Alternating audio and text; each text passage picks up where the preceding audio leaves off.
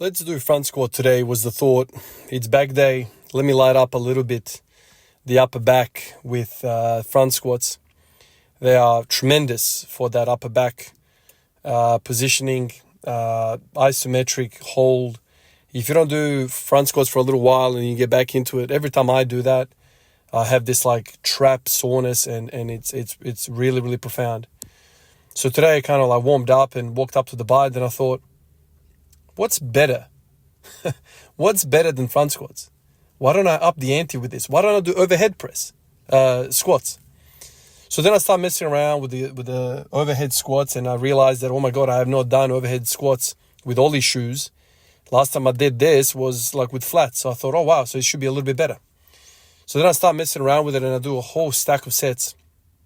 Even with an empty bar, my upper back was getting absolutely lit up. Upper back, mid back, those thoracic extensors, those erectors were absolutely getting fried with an empty bar. I thought, man, this is going to be really interesting to see how this carries over to the rest of the training session today, which is a lot of rowing, a lot of upper back work, right? You know, I've identified upper back is a big part of my goals right now. It's a big weakness of mine. I've proven that to myself many times, especially in the last 12 months. So here we go. Let's throw in another spanner in the works. Let's throw in another thing that's going to challenge that upper back. So I absolutely get smashed. I work up to 60 kilos overhead squat. That is very, very difficult, man. It absolutely astonishes me. Obviously, I haven't done this in a long while, but it absolutely astonishes me to think about having 200 kilos over my head. Like some of these guys that are in the ollie lifting world and that are doing amazing things. Like, I don't care if it's snatch position or if it's in a clean and jerk position. 200 overhead is absolutely insane. And to catch that thing, you know, in a snatch, to catch it like in an ATG position, the requirements for that to occur in the back is just insane. Let alone, you know, legs have to push that weight up. But the stability in the trunk to actually have that thing over your head is just astonishing. An empty bar kicks my ass.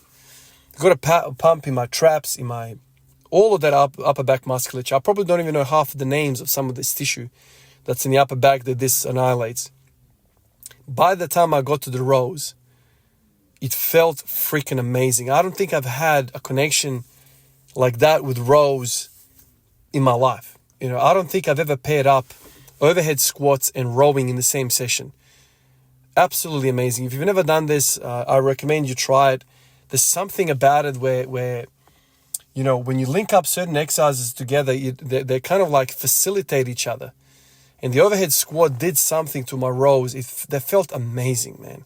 Absolutely amazing, man. I'm going to go in the house right now and I'm going to write a whole spiel about this, what I'm feeling right now, man. I'm going to highlight it and make sure that it's a highlight in my journaling because that's how good it felt. You know, I did the supinated grip first. That felt like I felt connected, man. I felt like I had really good positioning, thoracic extension throughout the rowing, more so than usual, or at least I was aware of the musculature that was requiring me to fire it, to keep that thoracic extension, to keep that really good posture. And even right now, as I was driving back home, I'm sitting here, I'm thinking, wow, like I'm now fully aware of some of these postural muscles.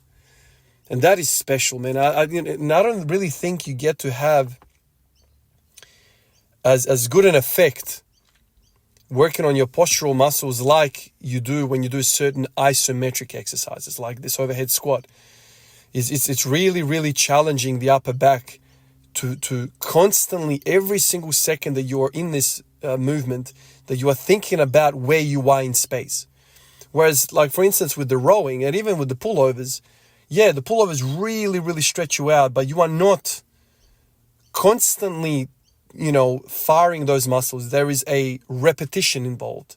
There is almost like a pause, a rest pause built into this. But when it's the bar over your head constantly, and you constantly have to tell it, keep it there, keep it there, keep it there, and you're fighting it. Kind of like, you know, I did Bikram yoga once with a mate, made me go to this hot flow thing. Man, probably a good 10 years ago. And I walked into this room, it's freaking boiling in there, man. 99% of it is just women and me and this fella go in there. he's like a footy player, really, really fit guy, into Muay Thai, has had professional fights, Muay Thai. Like, the guy's a beast. And, he did Bikram yoga to strengthen the core and positioning and all of that. So I was like, okay, let's go. I'm not going to be the only freaking sausage in there. I'll go with you. And he was kind of like nagging me for a few months. You got to try. Dude, I was embarrassed how weak I was in Bikram yoga, man. Like the downward dog and all these other positions, like some of these chicks were like holding it for like minutes. Dude, I was trembling. I was trembling like a child in there. I remember there was this chick at the front of the class. She was just 100% still. Like, she was just smashing the session. I couldn't even hold the push-up position like at the top for like, I don't know, for longer than 30 seconds. But at the end of it, I was just trembling. I kept taking breaks and breaks and breaks. It's that kind of stuff.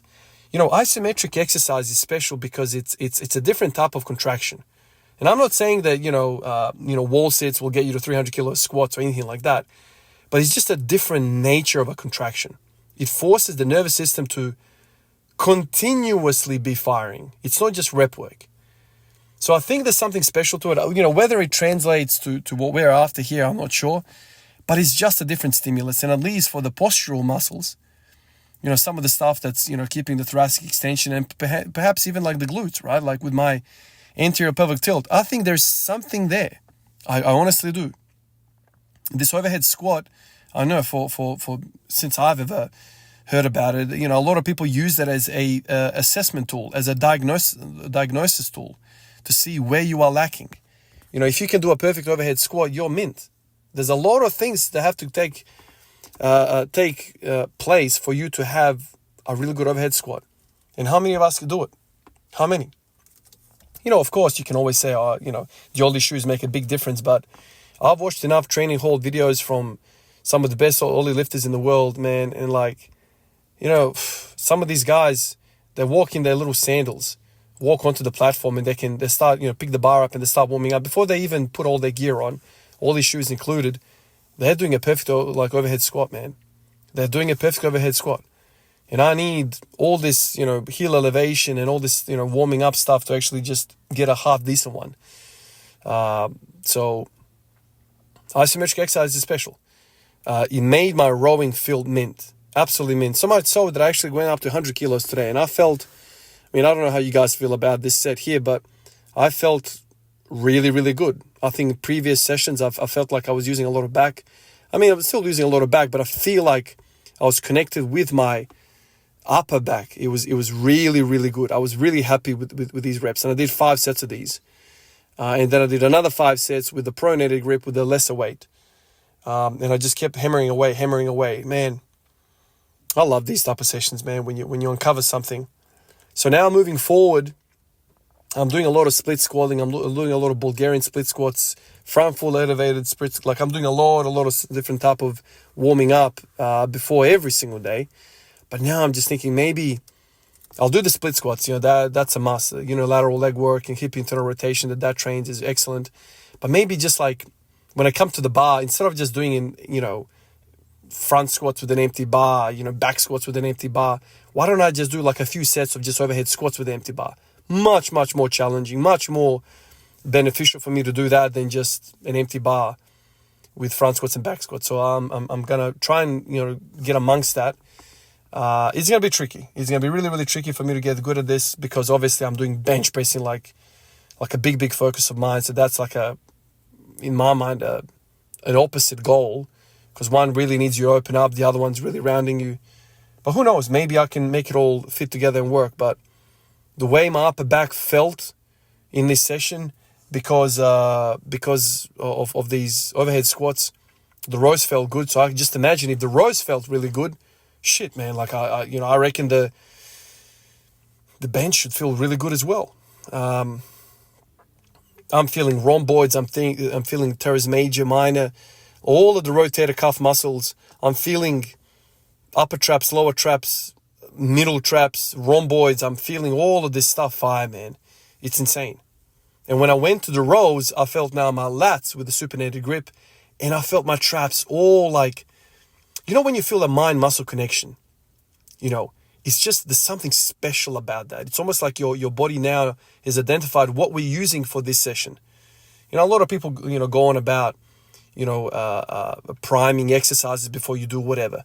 A lot of people just come in and start doing whatever.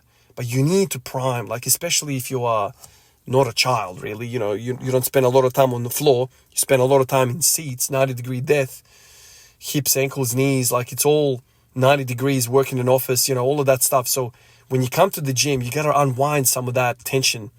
And I reckon overhead squats is a freaking amazing tool. Appreciate you guys like always, and I'll catch you in the next one. Peace out.